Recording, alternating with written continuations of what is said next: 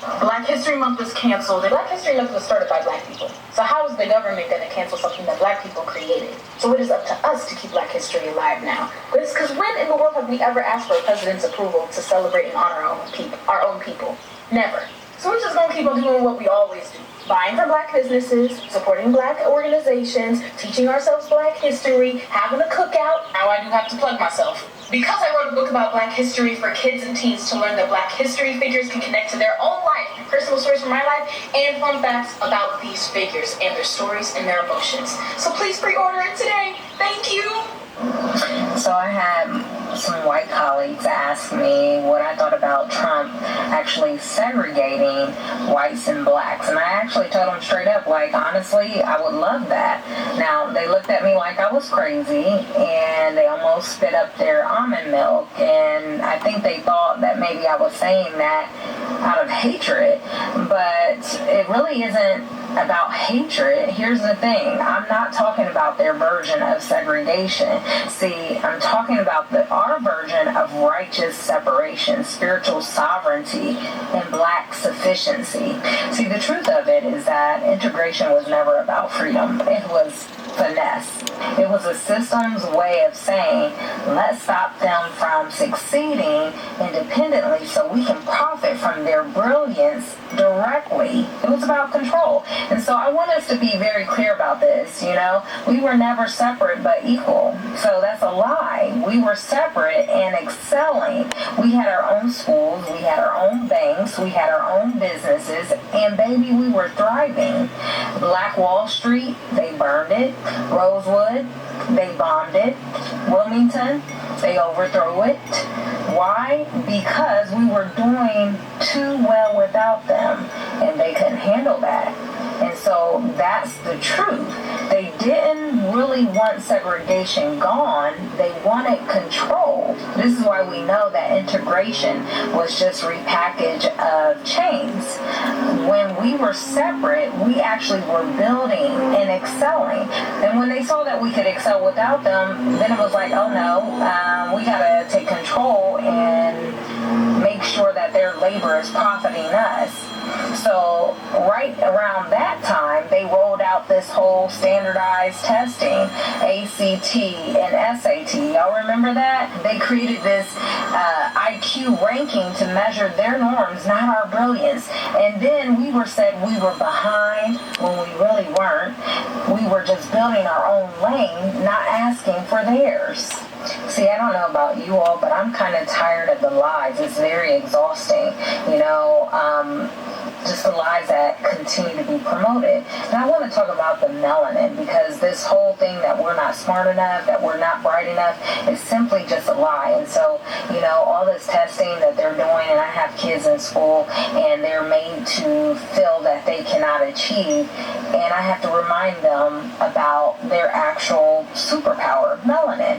See, not just your skin tone, but in your brain, specifically neuromelanin, that rich dark pigment found in areas like the substantia nigra, which are critical for learning and memory and decision making and emotional regulation. See, if you don't know, then you won't know how to respond. But when you learn about the studies that have actually linked the neuromelanin to higher concentrations and how it's related to enhanced memory and processing and higher intelligence and faster reaction times, then you know why they have hidden this information for so long. Because when you have higher melanin, you have stronger brain resilience against degenerative diseases.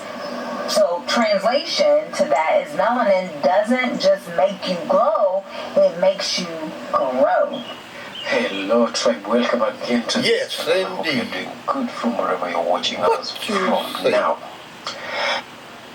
So we know that it's not coincidental that people with more melanin have historically been creators, inventors, innovators across every discipline, while also being the most suppressed, because they know that the more melanin you have in your body and in your brain actually produces higher intelligence. So the Bible also says this too in 2 Corinthians chapter 4 verses 7. It says he placed treasures in earthen vessels. vessels? What treasures? It was in us all along, right? So we have more melanin, and we know that people with less melanin, because it's a recessive gene and it's a mutation, lack the same level of intelligence, of many different benefits that come along with that. What's so interesting about it is that we're supposed to be looking at this as if it's something negative. But why is it negative when every other cultural group does this? Group economics. See, the truth of the matter is they have stolen from us so many different things, and yet we still survive. And so I don't want to offend, but I have to be blunt here. When we invented it, they patented it. When we built it, they banked on it. So everything we created, they made sure they benefited off of it. Just like Louis Latimer, he actually developed the light bulb, but Edison got all the glory for it. And this has been going on through history. We know that Granville T. Woods laid the foundation for trains. Corporations got the contracts. Dr. Patricia Bath revolutionized eye surgery. The system licensed the tech. Black music became white record labels, billion-dollar industries off of our talent. Every time we create, they capitalize. We are the genius, but they control the royalties. It's quite interesting, isn't it? So when we talk about the facts and segregation, I want to be very clear. It's not racist. We have to understand the dynamics of this. See, the black dollar actually is the fastest running dollar in America. So let's do the math here. And I think it's quite funny. Black people have spending power over 1.6 trillion. But guess what? That dollar stays in our community just for 6 hours, while the white community their dollar stays in their community 17 days. And guess what? Asian communities, it stays in their community 20 days. Jewish communities over 3 weeks. Why? Because we're systemically disarmed from owning what we build. And this is no coinky dink. The scripture said this would happen. So now our dollar does the labor, but the system collects the check. And this is why I support segregation on our own terms. See, that 400 years of slavery is over. And when I say that I want us to be segregated, I don't mean oppressed. I mean organized. Let's build black banks again. Let's educate our babies on the truth, not whitewashed lies. And let's support black farmers, black techs, black healing, black brilliance. And no, it doesn't mean I hate white people.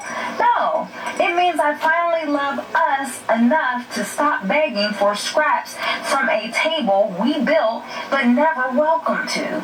See, the Bible told us about this, yet we hop, skip, and jump over the fact that Deuteronomy 28, 43, and 44 already said it. It says, the stranger shall rise above you high, and you shall come down low.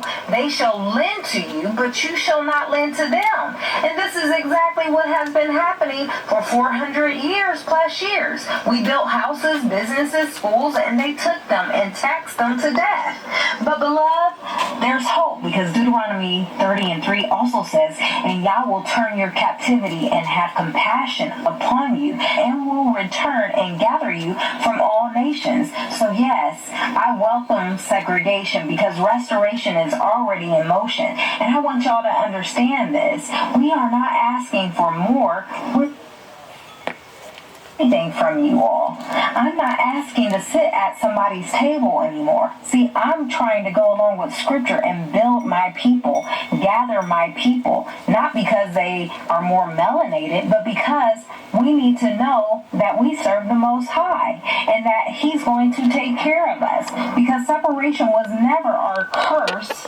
It was our covenant, and now it's our strategy.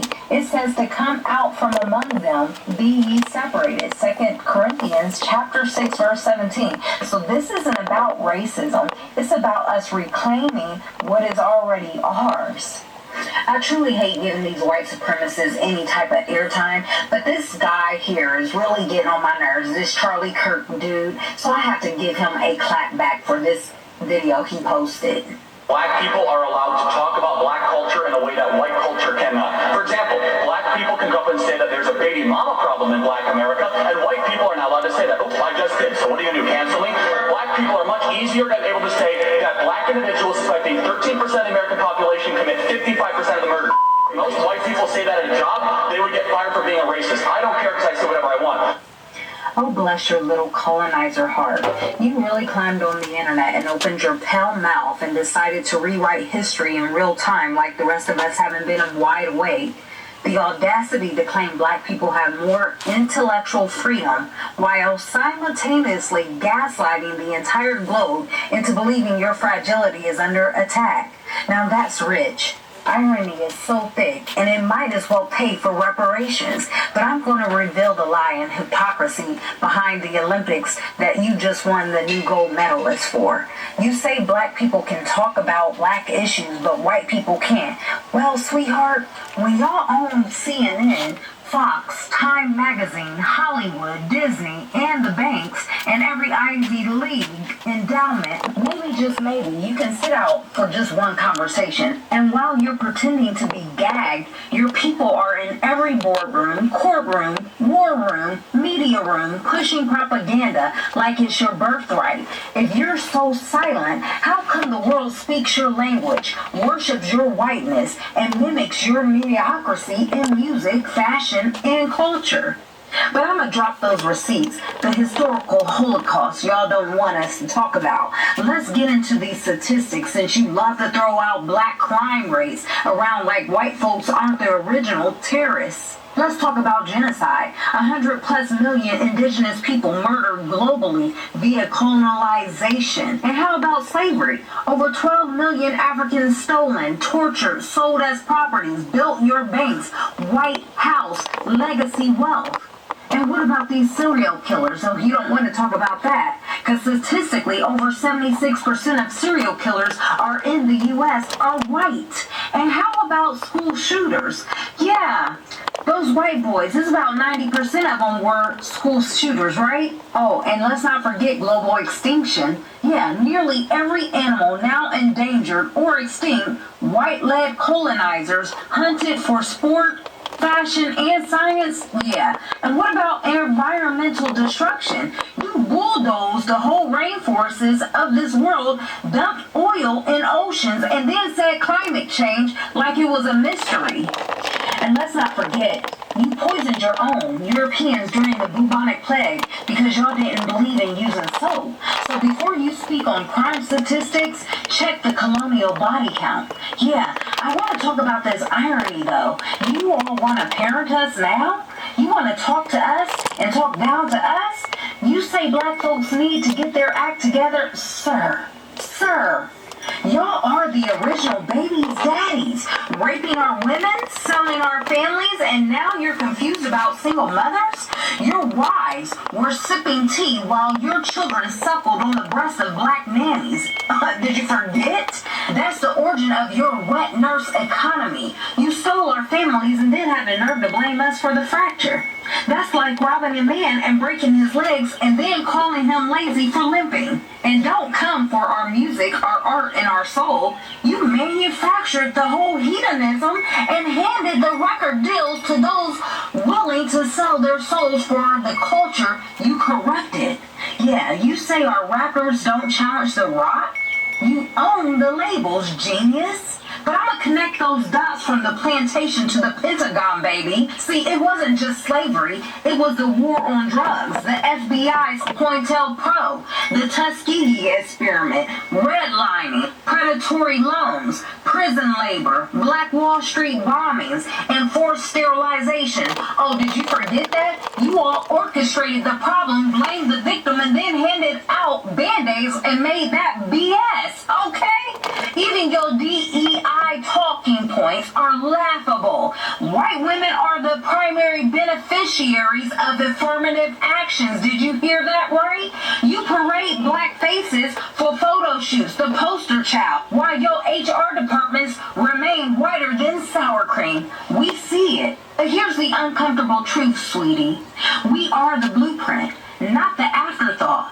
We are not just black. We are the descendants of the tribe of Judah, the royal priesthood you've tried to erase. And you know this, which is why your scientists study our DNA, your historians historians bury our truth, and your politician silences our speech. You envy our melanin, our rhythm, our brilliance, so you commodify, crucify, and then cosplay it on TikTok. But guess what? You can't colonize the spirit, baby. Here's the inevitable reckoning truth, and the truth don't die, it rises. So here we are, sifting through your smoke screens, unearthing your stolen stories, and refusing to play nice with lies. You're not silenced, so stop it.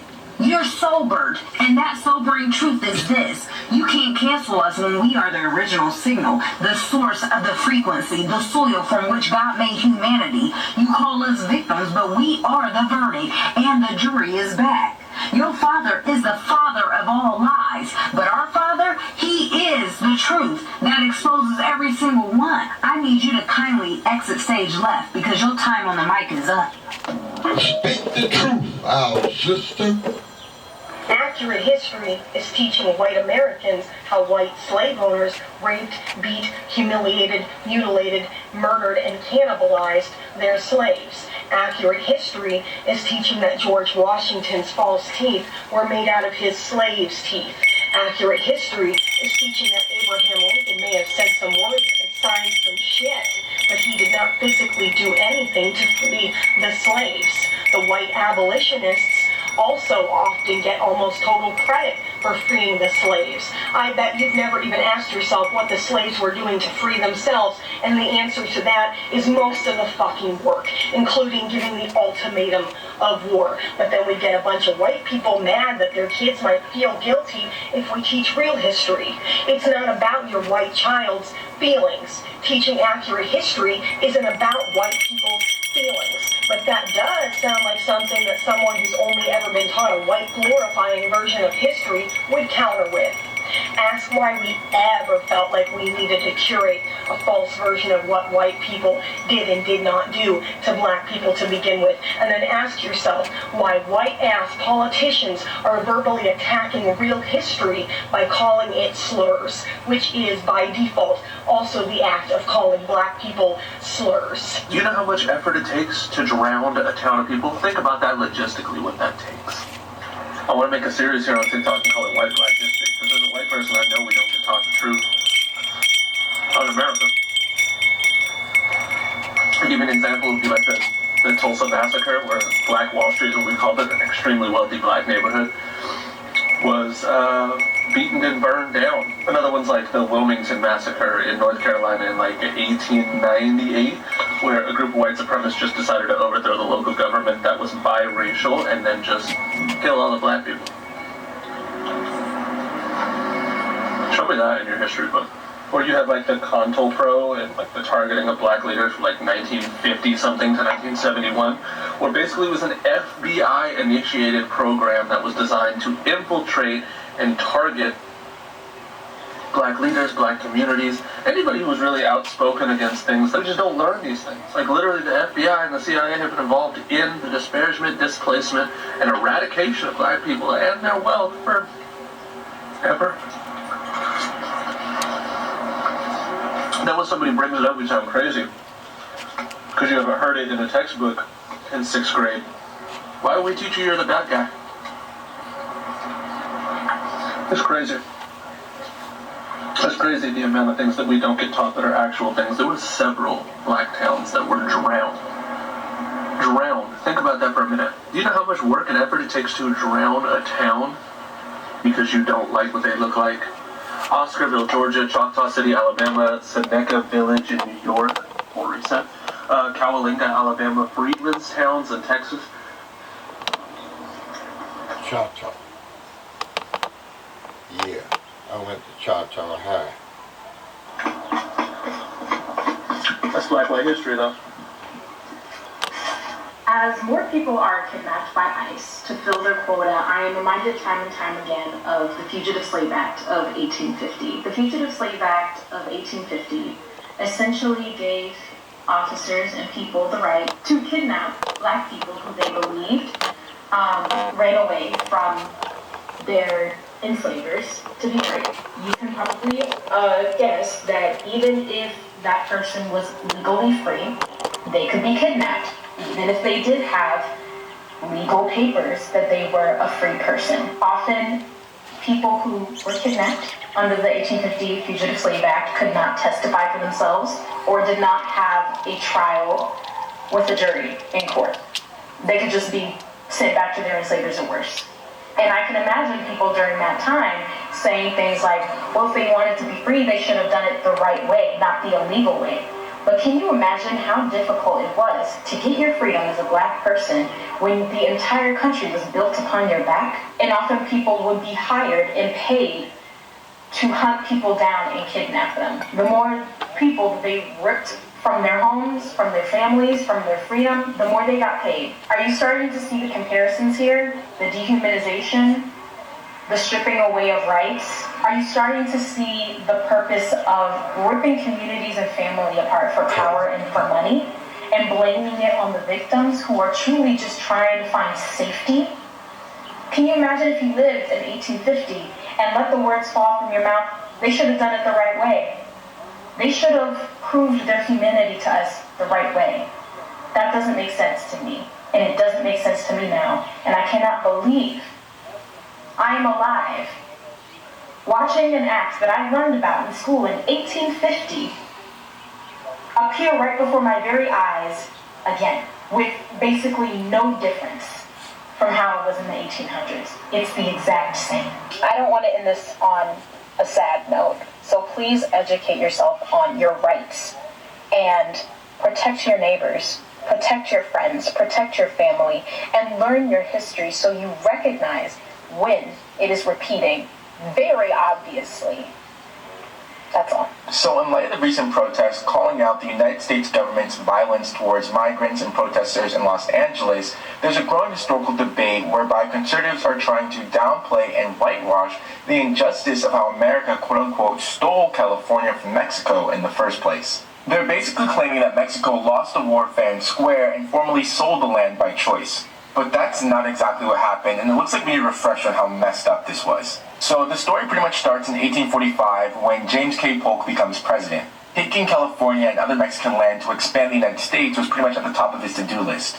But when Mexico decided to turn down his offer to buy the land for $25 million, he decided to take it by force. It was actually at this exact time that we first encountered the term manifest destiny, or that whole idea that white Americans were destined to take over the continent and that Native Americans, Mexicans, and even in some cases the British were standing in the way of this progress. Oh, here's where things get especially grimy. To provoke the conflict needed to seize the land, Polk sent General Zachary Taylor with 4,000 troops to the Nueces Strip, land that was disputed but clearly claimed by Mexico. He put them right next to the Mexican city of Matamoros, knowing that from Mexico's point of view, this would be seen as an invasion of their country, one that they would have to do something about. In case the story's getting a little bit murky, let's just take a look at what some of the Americans back then had to say about this. Polk's own Colonel Ethan Hitchcock, who was in the front lines, wrote, "We have not one particle of a right to be here. It looks as if the government sent a small force on purpose to bring on a war, so as to have a pretext for taking California and as much of this country as it chooses." Basically, he knew that the president was sending American troops to provoke a conflict and die so they could muster up enough support to start a full-scale war. In a short time, Polk finally got what he wanted in April of 1846 when Mexican troops decided to defend their territory, killing 11 Americans. This was known as the Thornton Affair, and right after it, Polk ran to Congress claiming that Mexico had invaded our territory and shed American blood upon American soil. But everyone knew that this was disputed land that had largely been seen as Mexican.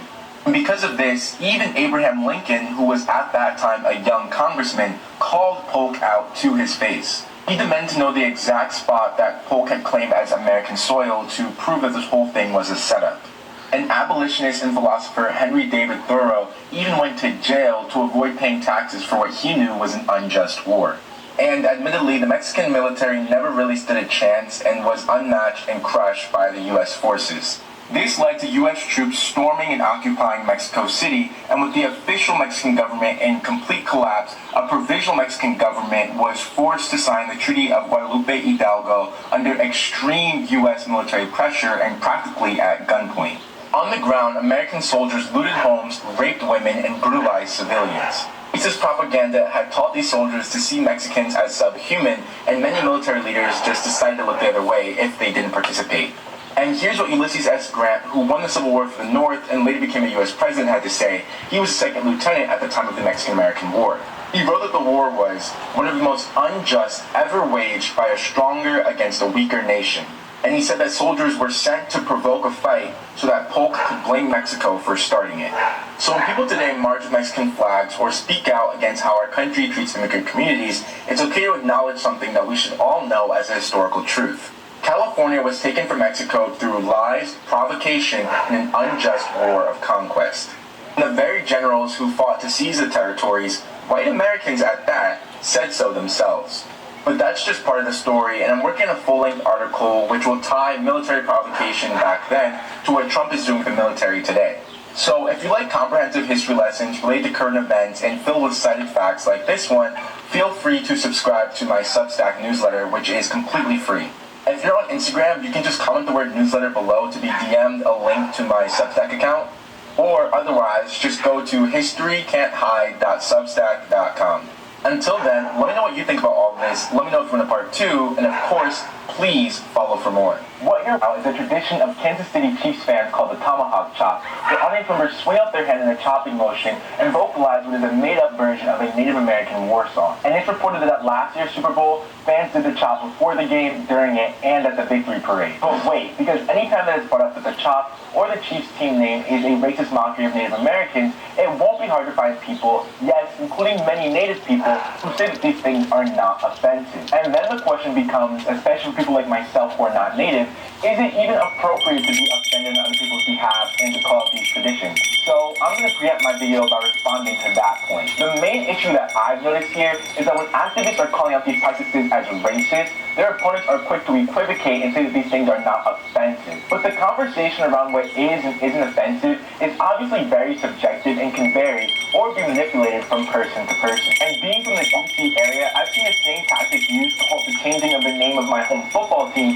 for literally decades. Now let's be clear, to many people, including Native activists that I know in my real life, these images are terribly offensive. But even if we hold that over here, the idea that racism can be reduced down to offensiveness shows a very limited perspective and understanding of how American society works. When saying something like the tomahawk chop tradition needs to go, it's not based on vibes a group of people had one morning. It's based on undeniable historical and social realities that demonstrate a problem regardless of who expresses being offended. For example, it's undeniable that these traditions and stereotypes have been proven in multiple academic articles to lower the self-esteem of Native youth and impair all youth by making them more culturally insensitive. It's undeniable that the Kansas City Chiefs got their team name from a white mayor who created a fake Native American tribe so that he could train young white boys to do fake Native American rituals in a program that continues to this day. It's undeniable that the reason that you see Native American mascots more than any other racial group goes back to Wild West shows in the 1800s when white performers would tour around the country recreating racist depictions of Native Americans, stirring up hatred and fear in the white population to get support for further land theft and genocide. And once again, regardless of who's offended, these are undeniable realities. But if all of this wasn't enough, the real irony is that the people who are calling Native activists too offended in order to shut down these conversations are literally only defending these traditions because they are too offended when the things that they hold dear are called out for being racist. So make it make sense. But that's all I'll say for now. Let me know what you think in the comments. If you want to support the Native activists in Kansas City protesting the chop and the team name, go to this link. And if you want to learn more about the comprehensive issues faced by Native Americans, go to this link. And follow for more. Yeah, there is something. The truth shall make you free.